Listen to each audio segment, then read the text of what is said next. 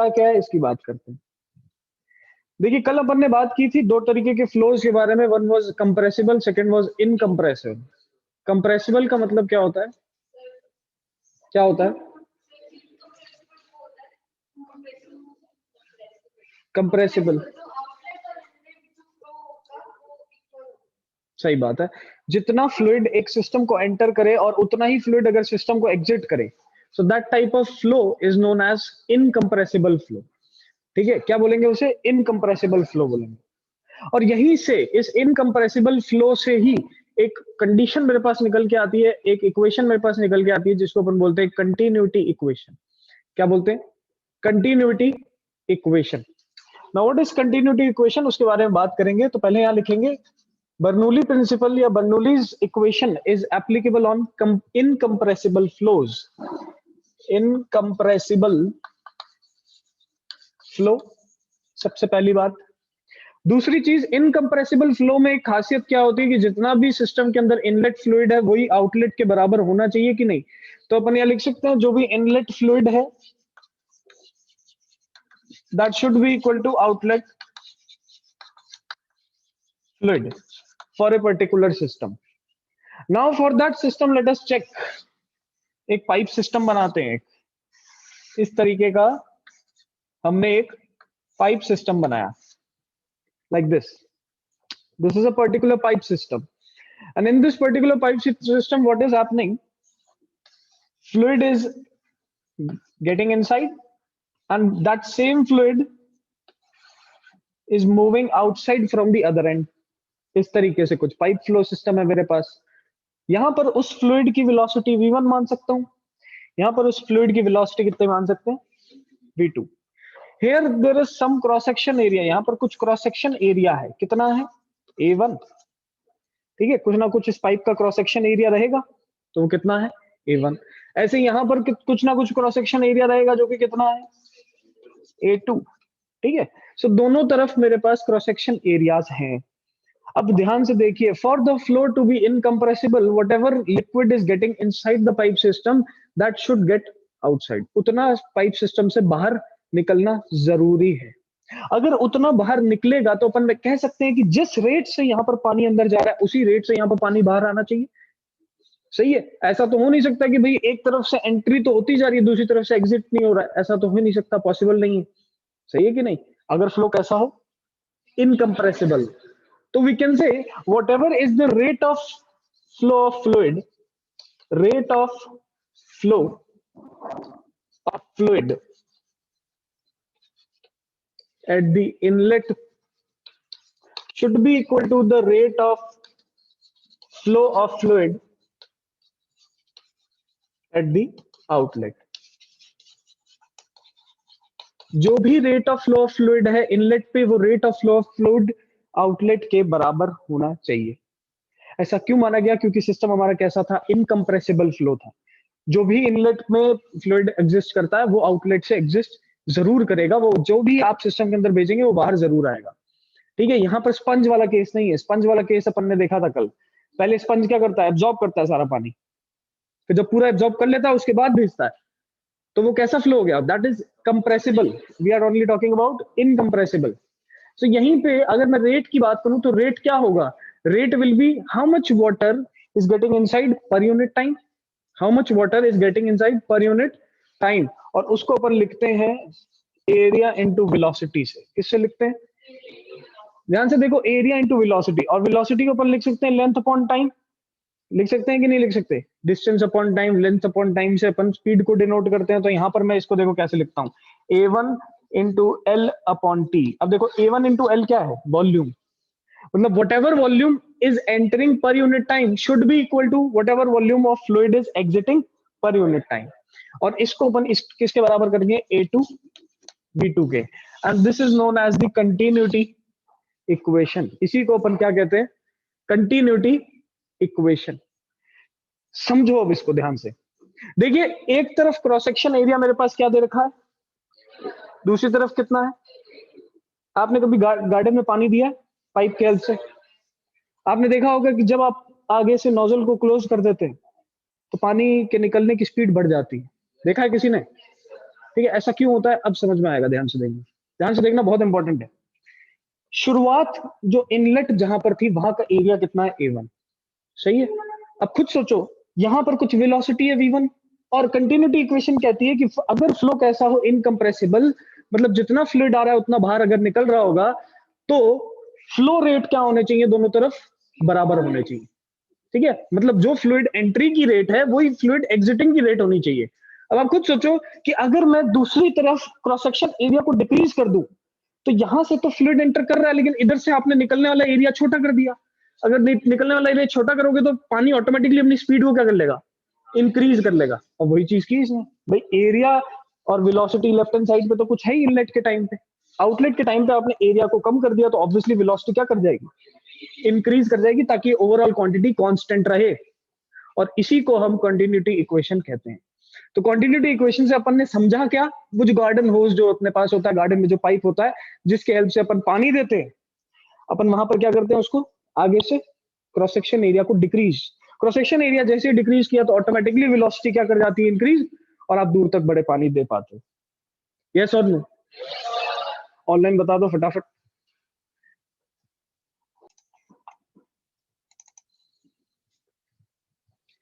Next is Bernoulli's equation. अब Bernoulli equation के बारे में अपन पढ़ने की कोशिश करेंगे।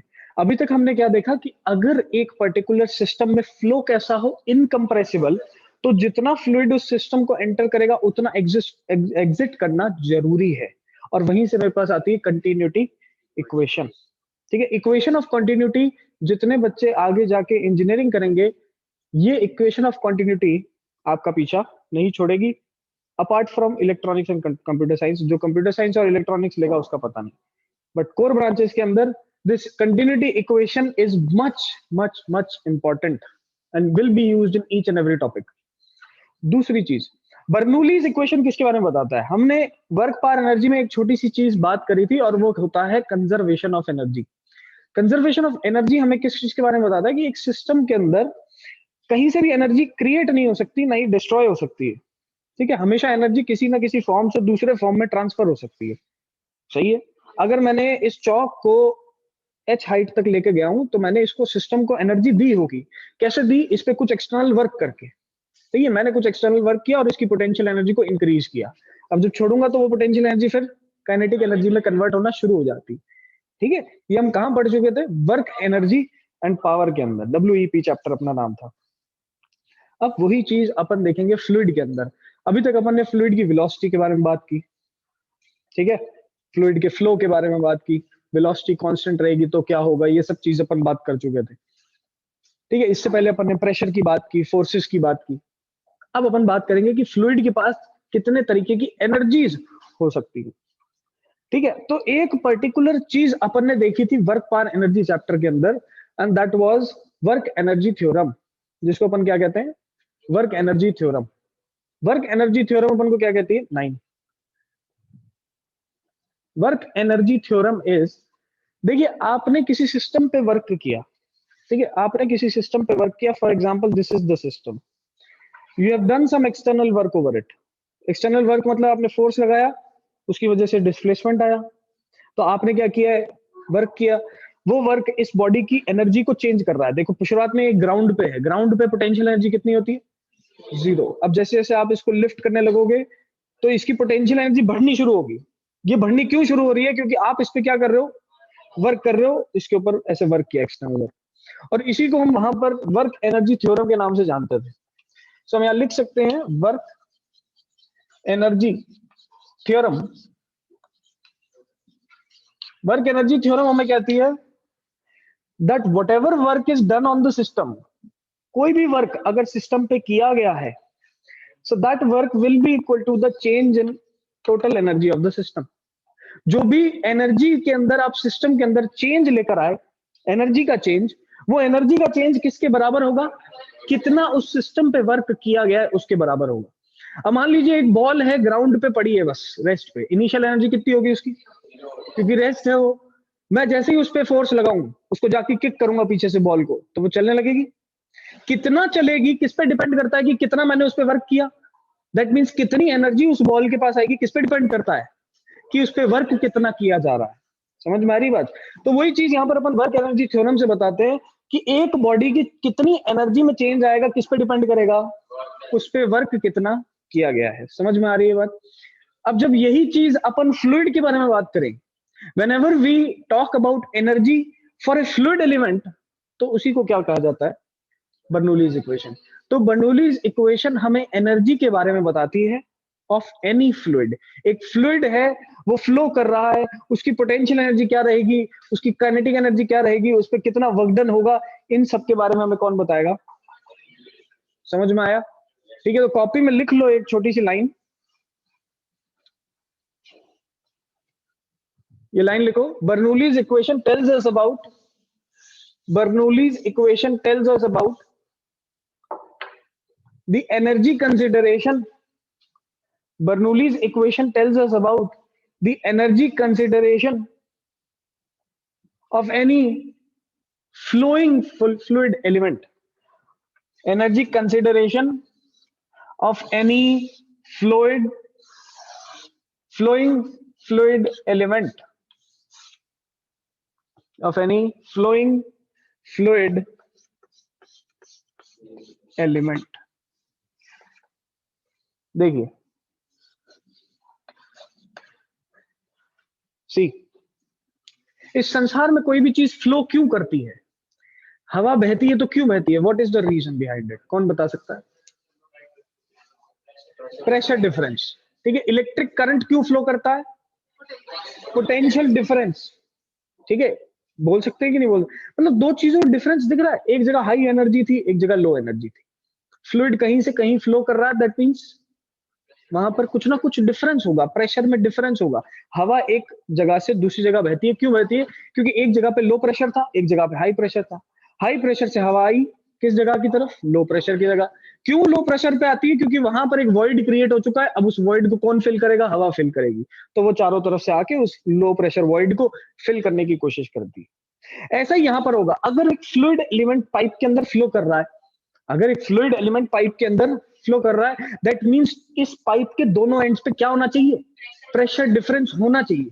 अगर प्रेशर डिफरेंस नहीं है तो पानी फ्लो नहीं करेगा, दोनों तरफ सेम प्रेशर लगे तो देखो पानी वहीं पड़ा रहेगा। समझ में आ रही बात? पानी भी तो फ्लूइड ही है, हवा भी तो फ्लूइड थी, हवा अगर प्रेशर डिफरेंस से फ्लो करती है तो पानी भी क्या करेगा, प्रेशर डिफरेंस ही करेगा। तो यहां पर अपन कह सकते हैं if there is P1 pressure at this point, तो यहां पर कितना प्रेशर होगा, P2 प्रेशर दूसरी तरफ होगा, और इसके बीच में कुछ ना कुछ डिफरेंस है जिसकी वजह से यहां पर क्या फ्लो कर रहा है, फ्लूइड फ्लो कर रहा है एक एंड से दूसरे एंड। समझ में आया आदित्य तेरे को? ठीक है, अब देखिए ध्यान से, इस तरफ मैं क्रॉस सेक्शन मान लेता हूं, here the cross section is A1, here the cross section is A1, and इधर मैं मानता हूं क्रॉस सेक्शन जो है वो A2 है, पाइप का। पाइप का क्रॉस सेक्शन छोटा हो रहा है, देखिए यहाँ पर क्रॉस सेक्शन बड़ा था, जैसे जैसे आगे फ्लूइड फ्लो करता है पाइप संकरा होता जाता है, कन्वर्ज हो जाता है, छोटा हो जाता है। समझ में आ रही बात? ठीक है, तो इस तरीके से मेरे पास एक पाइप एलिमेंट है, इसके अंदर फ्लूइड फ्लो करेगा, यस और नो? तो फ्लूइड फ्लो करेगा, तो यहां पर मान लेते हैं इसकी V1 वेलोसिटी होगी फ्लूइड की, और दूसरी तरफ देखें तो वेलोसिटी कितनी, V2, क्योंकि ऑब्वियसली कंटिन्यूटी इक्वेशन क्या कहती है कि भाई दोनों तरफ शुरुआत में एरिया ज्यादा है, बाद में एरिया कम है। थोड़ी देर पहले ही देखा, पाइप का अगर एरिया छोटा कर दोगे तो वेलोसिटी चेंज हो जाएगी। अभी थोड़ी देर पहले ही देखा था, गार्डन के अंदर पानी दे रहे थे अपन, ठीक है, तो वहां पर अपन ने ये चीज देख ली थी। ठीक है, तो यहां पर अपन कह सकते हैं कि दोनों तरफ वेलोसिटीज भी क्या है, अलग अलग है। दोनों तरफ देखिए, यहां पर भी मैं एक एलिमेंट को कंसिडर करता हूं, इधर मैंने एक एलिमेंट को कंसिडर किया, बहुत इंपॉर्टेंट है बर्नौली, बहुत इंपॉर्टेंट है। यहां पर एक फ्लूइड एलिमेंट को कंसिडर किया, शेड करके दिखाया मैंने, इसको ग्राउंड से देखा तो किसी H1 हाइट पे दिख रहा है कि नहीं, इसका सेंट्रॉइड दिखाया मैंने, इसका सेंट्रॉइड ग्राउंड से कितनी हाइट पे है, और ऐसे यहां पर भी एक फ्लूइड एलिमेंट ग्राउंड से देखो तो कितनी हाइट पे, क्या पोटेंशियल एनर्जी में चेंज दिख रहा है कि नहीं दिख रहा है? यार यहां पर हाइट कम है, यहां पर हाइट ज्यादा है, तो हाइट में चेंज तो पोटेंशियल एनर्जी में चेंज, वेलोसिटी में चेंज तो काइनेटिक एनर्जी में चेंज, और चेंज इन प्रेशर, ये प्रेशर डिफरेंस की वजह से ही तो फ्लूइड एलिमेंट फ्लो करता है। तो इस प्रेशर डिफरेंस की वजह से यहां पर कुछ वर्क लग रहा होगा, और लास्ट में अपन वर्क एनर्जी थ्योरम लगाएंगे और बर्नौलीज इक्वेशन को कैलकुलेट कर लेंगे। अब ध्यान से देखिए, शुरुआत में मैं एक्सटर्नल वर्क कैलकुलेट करूंगा। What is the formula for work done, what is the formula for work done, force into displacement. देखिए फोर्स इंटू डिस्प्लेसमेंट। अब फोर्स को क्या लिख सकते हैं अपन, प्रेशर इंटू एरिया लिख सकता हूं कि नहीं। ठीक है, तो यहां पर मैं प्रेशर इंटू एरिया लिखता हूं। देखिए इधर क्या आएगा, फोर्स को लिख देंगे pressure into area into DS. सही है कि नहीं। अब ध्यान से देखो, एक बार लिखना नहीं देखना है। वर्क डन निकालने के लिए फॉर्मूला कहता है force into displacement, pressure into area into displacement. अब देखिए यहां पर इतना फ्लूइड एलिमेंट अगर डीटी टाइम में आगे निकलता है, इमेजिन करना पड़ेगा। कंटिन्यूटी इक्वेशन कहती है इनकंप्रेसिबल फ्लो अगर होगा तो जितना टी टाइम के अंदर फ्लूइड यहां से एंटर करेगा टी टाइम के अंदर, उतना ही यहां से एग्जिट होना चाहिए। इसका मतलब जो टोटल वॉल्यूम ऑफ फ्लूइड है यहां पर और जो टोटल वॉल्यूम ऑफ फ्लूइड है यहां पर एक यूनिट टाइम में सेम है कि नहीं। ये इमेजिन हो पा रहा है कि नहीं हो पा रहा है। आपको ये समझना पड़ेगा कि जितना फ्लूइड यहां से टी टाइम में एंटर करता है उतना ही यहां से एग्जिट करता है। मैं एक छोटा सा टी टाइम के अंदर देख लेता हूं कितना फ्लूइड एंटर कर रहा होगा और कितना यहां से एग्जिट कर रहा होगा। और दोनों क्या होने चाहिए, सेम होने चाहिए। दोनों क्या होने चाहिए, सेम होने चाहिए, है ना दिशांत, सेम होने चाहिए। ठीक है, तो अपन यहाँ पर दोनों को सेम मान लेंगे और बात एरिया और डिस्प्लेसमेंट में ना करके वॉल्यूम में बात करेंगे। बोलेंगे कि भाई टी टाइम में वहां से वॉल्यूम इतना आया तो इतना यहां से एग्जिट भी कर गया होगा because of the continuity equation. समझ में आई बात की नहीं, यस और नो। ठीक है, तो यहां पर सीधा बैठ स्ट्रेट। तो यहां पर अपन क्या कहेंगे, external work done. Work done किसकी वजह से है, तो प्रेशर डिफरेंस की वजह से, P2 माइनस P1, है कि नहीं है। या इसको ऐसे ना लिख करके ऐसे लिख देते हैं P1 माइनस P2। क्यों P1 माइनस P2 लिखेंगे, क्योंकि हाई प्रेशर इधर होगा ना और लो प्रेशर इधर होगा। फ्लूइड अगर यहां से यहां फ्लो कर रहा है तो हाई टू लो प्रेशर जाएगा, तो P1 माइनस P2 कर दिया और multiply by area into length क्या होता है, वॉल्यूम, तो डेल्टा वी से डिनोट कर दिया। सो ये यहां पर क्या लग रहा है, एक्सटर्नल वर्क जो इस पर्टिकुलर फ्लूइड एलिमेंट पे हमने लगाया। सबको ये चीज क्लियर हुई कि नहीं। ठीक है, कैसे निकाला, फोर्स इंटू डिस्प्लेसमेंट को कन्वर्ट किया है प्रेशर इंटू वॉल्यूम के केस में। और यही चीज आपने थर्मोडायनेमिक्स में भी पढ़ी है, change in pressure into PDV. पढ़ा है कि नहीं पढ़ा, केमिस्ट्री में भी पढ़ा होगा और थर्मोडायनेमिक्स फिजिक्स में भी पढ़ा होगा कि वर्क डन का फॉर्मूला होता है पीडीवी। पढ़ा है कि नहीं पढ़ा है। और वही चीज यहाँ पर अपन ने P1 minus P2 into delta V के फॉर्म में लिख दी है। ये तो निकली किसकी, external work on the system. अब अपन निकालेंगे change in kinetic energy of the system. So here we will write change in kinetic energy. Final kinetic energy देखो कितना आ रहा है, हाफ एम वी स्क्वायर। होगा कि नहीं, कितना होगा, half M V square. V कितना है फाइनल, V2। यहां देखिए हाफ एम V1 स्क्वायर। तो चेंज इन काइनेटिक एनर्जी क्या होगी, kinetic energy final minus kinetic energy initial. Final kinetic energy will be half M V2 square minus half M V1 square. Yes और no. दोनों तरफ m common आ रहा है, half भी common आ रहा है। मास को मैं लिख सकता हूं डेंसिटी इंटू वॉल्यूम। क्या लिख सकता हूं, तो यहां पर लिख देंगे half into density into volume into V2 square minus V1 square. Clear है। अब देखिए यहां पर क्या, शुरुआत में देखा तो हाइट h1 थी, बाद में देखा तो हाइट h2 थी। दोनों तरफ मेरे पास हाइट में डिफरेंस है, दोनों तरफ मेरे पास हाइट में डिफरेंस है। हाइट में डिफरेंस होने के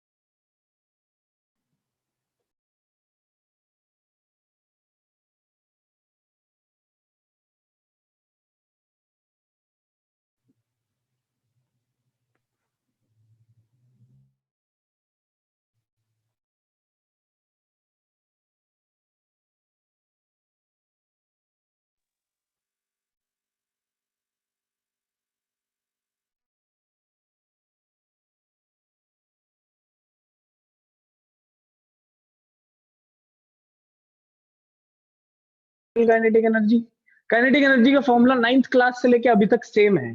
क्या फॉर्मूला है? Half M V square. Final velocity v2 थी, इनिशियल वेलोसिटी कितनी है? v1। चेंज कैसे निकालेंगे? Half M V two square minus half M v1 square. m common आ गया, हाफ कॉमन आ गया, m की जगह क्या लिख सकते हैं? डेंसिटी इनटू वॉल्यूम लिख सकते हैं। ये लिख दिया चेंज इन काइनेटिक एनर्जी। अब निकालना है change in potential energy. Formula क्या कहता है? mgh। क्या कहता है? शुरुआत में कितनी? mgh1, बाद में कितनी? चेंज कितना? तो यहां पर लिख दो change in potential energy is equal to mgh2 minus h1। ठीक है, m को अपन क्या लिख सकते हैं? Rho into V. So this will be rho into delta V into G into h2 minus h1।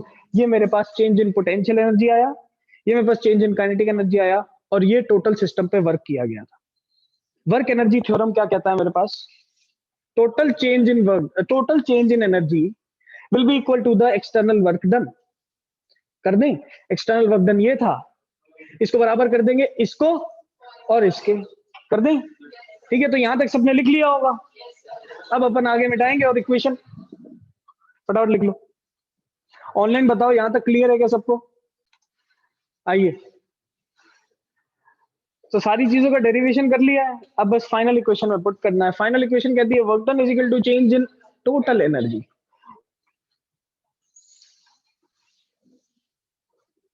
Equation बनेगी मेरे पास, वर्क डन निकल के आता है P1 minus P2 into delta V is equal to change in kinetic energy कितना? Half rho delta V V2 square minus V1 square plus change in kinetic potential energy कितना है? Rho delta V into G into H2 minus H1। देखिए पूरी equation से delta V cancel होता हुआ दिख रहा है।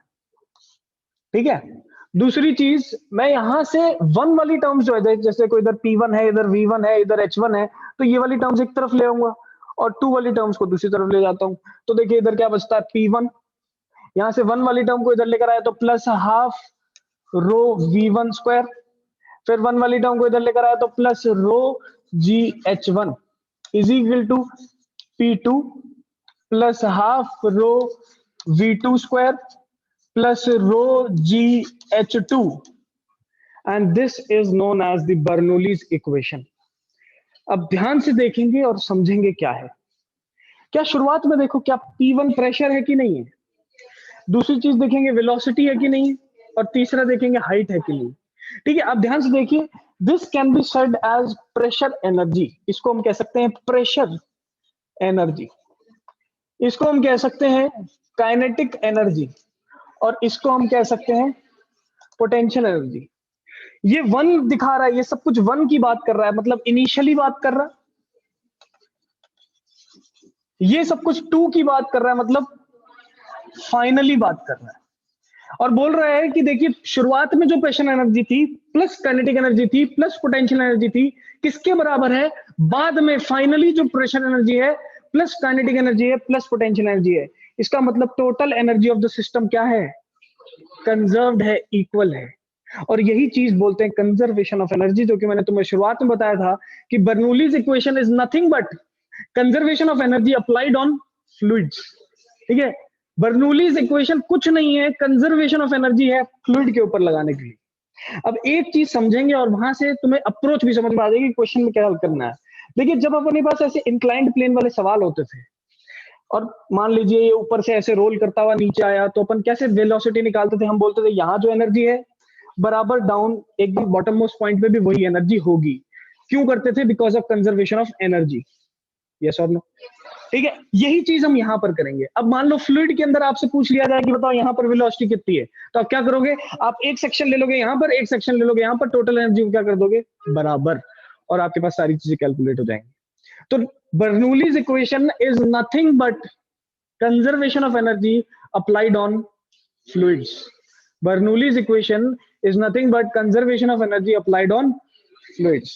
And what is continuity equation कहता है जितना मास आया उतना बाहर गया, इसका मतलब वो बताता है हमें कंजर्वेशन ऑफ मास के बारे में। और ये आपका नीट का क्वेश्चन बन गया। नीट में 2016 में या 17 में पूछा गया था कि कंटिन्यूटी इक्वेशन, 4 ऑप्शन दे रखे थे, किसको रिजेंबल करता है? तो कंजर्वेशन ऑफ मास को रिजेंबल करता है। कितना मास आता है और कितना बाहर निकलता है वो अपन को बताता कौन है? Continuity equation. और कंजर्वेशन ऑफ एनर्जी को कौन बताता है? बर्नौली बताता है। समझ में आई बात? लिख लो इसे, फाइनल लाइन भी लिख लो। Bernoulli's equation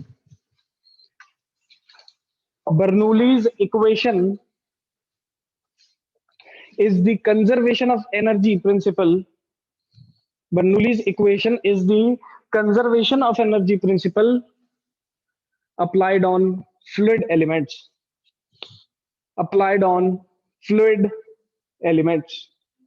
Energy principle applied on fluid elements.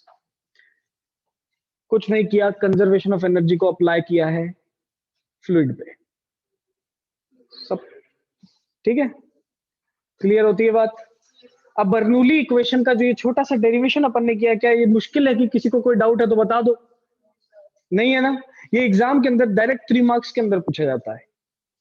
कितने मार्क्स में? समझदार को इशारा काफी है। ठीक है, अब क्या पता आए कि नहीं आए वो तुम्हारी किस्मत पे है, लेकिन तुम्हें पता है कि ये डेरिवेशन पूछा जाता है तो आपको पता होना चाहिए। अब लिखिए कॉपी के अंदर applications of Bernoulli's equation. Applications of Bernoulli's equation.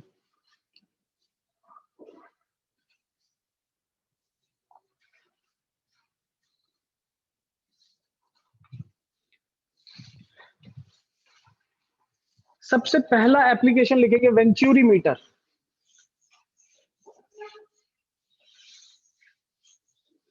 VENTURI metre, venturi meter, TURI venturi meter.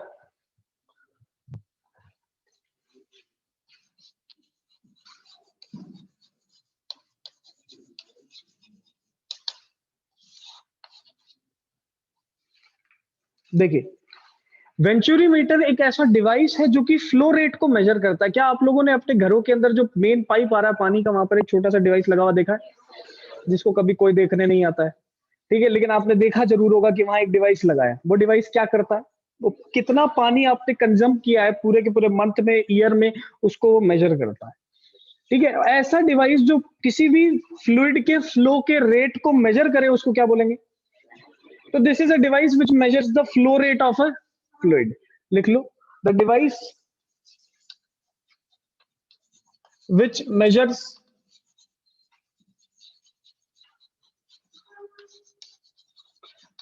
the flow rate of fluid, fluid के फ्लो रेट को मेजर करता है ये डिवाइस, जिसको अपन कहते हैं venturi meter. Now venturi meter कैसा दिखता है? तो इस तरीके का एक पाइप है हमारे पास, यहां से आउट इनलेट पाइप है। इस इनलेट पाइप और आउटलेट पाइप के बीच में अपन एक छोटा सा डिवाइस लगा देते हैं। ये इस तरीके का छोटा सा डिवाइस रहता है।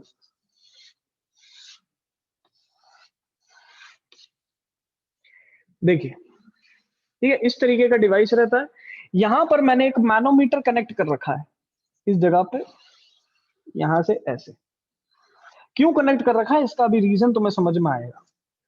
ये मैनोमीटर मैंने इधर कनेक्ट कर रखा है। यहां पर क्रॉस सेक्शन एरिया मान लेते हैं, the cross section area is A, capital A. ठीक है, and here the cross section area is small A. आ रही बात समझ में? अब ये जो फ्लूइड है, यहां से इनलेट है, इधर मेरे पास आउटलेट है। ठीक है, यहां पर आउटलेट है, इधर से फ्लूइड एंटर करेगा, मान लो कितनी वेलोसिटी से? v1 velocity. अब अपन यहां पर एक बर्नौलीज इक्वेशन एप्लीकेशन सीख रहे हैं ना, तो बहुत इंपॉर्टेंट देखना ध्यान से क्या हो रहा है। इधर से वेलोसिटी v1 से फ्लूइड आया, यहां एरिया था बड़ा, ये फ्लूइड इधर कन्वर्ज होके छोटे से एरिया में आया। क्या वेलोसिटी इंक्रीज होगी कि डिक्रीज? क्या होगी? इंक्रीज की डिक्रीज? इंक्रीज। क्यों? क्योंकि अभी देखा पाइप के अंदर अगर मैं एरिया छोटा कर दूं तो पानी बहुत दूर तक जाता है क्योंकि वेलोसिटी बढ़ जाती है। समझ में आती है बात? ठीक है, इसका मतलब यहां पर अगर v1 वेलोसिटी है तो इधर होगी v2 वेलोसिटी, और ये जो v2 वेलोसिटी है that will be greater than. इसमें किसी को कोई डाउट तो नहीं है? अब देखिए बर्नूली क्या कहता है। बर्नूली कहता है pressure plus kinetic energy plus potential energy बराबर कांस्टेंट। देखिए यहां पर फ्लूइड जब पहुंचेगा और यहां जब फ्लूइड है, दोनों का लेवल देखो सेंट्रॉइड का सेम है कि नहीं? इसका मतलब पोटेंशियल एनर्जी में कोई चेंज यहां पर नहीं देखने को मिल रहा है। यहां वेलोसिटी कम थी, यहां वेलोसिटी ज्यादा है। यहां वेलोसिटी कम है, यहां वेलोसिटी ज्यादा है। मतलब इधर काइनेटिक एनर्जी कम थी, इधर काइनेटिक एनर्जी बढ़ गई। अगर काइनेटिक एनर्जी बढ़ गई, टोटल एनर्जी तो कांस्टेंट रहती है ना। तो यहां प्रेशर के बारे में हम क्या बता सकते हैं, सोच के बताओ। बर्नौली इक्वेशन आपके सामने। अब समझ में आएगा किसको बर्नौली आती है और किसको नहीं आती। प्रेशर बढ़ गया ऐसा लगता है, लेकिन क्यों? ध्यान से देखिए, वेलोसिटी बढ़ जाती है, प्रेशर एनर्जी जो है वो कम हो जाती है। क्यों? क्योंकि देखिए इधर वेलोसिटी कम थी, ठीक है। टोटल एनर्जी मान लो सिस्टम के पास है 100 joule. Let us suppose the system is having total initial energy equal to 100 joule. Bernoulli क्या कहता है, जितनी शुरुआत में एनर्जी होगी उतनी ही बाद में होगी। इसका मतलब 100 जूल अगर इधर है तो यहां पर भी कितनी होनी चाहिए? कितनी होनी चाहिए? 100 जूल होनी चाहिए। अगर 100 जूल ही एनर्जी है, मान लो इनिशियली काइनेटिक एनर्जी थी कम, तो ओनली 20 जूल ही इसके पास शुरुआत में काइनेटिक एनर्जी थी। 80 जूल जो थी वो प्रेशर एनर्जी के फॉर्म में था। बाद में ये काइनेटिक एनर्जी क्या कर जाता है? बढ़ जाता है। बढ़ जाता है, फॉर एग्जांपल ले लो 50 जूल अब काइनेटिक एनर्जी हो गई। टोटल एनर्जी तो कांस्टेंट है, 100 से ज्यादा एनर्जी टोटल तो हो नहीं सकती। इसका मतलब टोटल एनर्जी 100 है, काइनेटिक एनर्जी बढ़ गई, प्रेशर एनर्जी डिक्रीज हो गई। इसका मतलब इस पॉइंट पे प्रेशर पीछे वाले पॉइंट से कम होगा। ऐसा लगता है कि यहां प्रेशर बढ़ेगा, लेकिन एक्चुअली बर्नौली के हिसाब से यहां प्रेशर कम होगा। और ये भी आपके क्वेश्चन पूछा जा चुका है, एनसीईआरटी में भी सवाल है एंड जेईई मेंस में पूछा जा चुका है ये छोटा सा सवाल। ठीक है, क्या समझना है? ये समझना है कि भाई पीछे एरिया ज्यादा था तो वेलोसिटी, कुछ वेलोसिटी हो सकती है। आगे एरिया क्या हो चुका है? कम। कम एरिया हो चुका है तो वेलोसिटी ऑब्वियसली क्या कर जाएगी? बढ़ जाएगी। वेलोसिटी अगर बढ़ गई तो काइनेटिक एनर्जी बढ़ गई। टोटल एनर्जी तो कांस्टेंट है, काइनेटिक एनर्जी बढ़ गई, टोटल एनर्जी कांस्टेंट है, तो प्रेशर ऑटोमेटिकली क्या कर जाएगा? कम हो जाएगा। यहां पर प्रेशर कम है, इधर प्रेशर ज्यादा है, तो जो मैनोमीटर है उसका लिक्विड इस तरफ से राइज कर जाएगा। ये पढ़ा है कि नहीं पढ़ा है अपन ने? ऐसे इस तरफ से ये राइज कर गया। ये अपन पहले पढ़ चुके हैं मैनोमीटर के अंदर, ठीक है, यूट्यूब। बिल्कुल सही बात है। और इसी को हम वेंचुरी मीटर कहते हैं। ये वेंचुरी मीटर का बेसिक फंडा था। इस डायग्राम को बना लो कॉपी के अंदर, और ये छोटी सी बात लिखवा देता हूँ, डेरिवेशन इसका कल करवाऊंगा।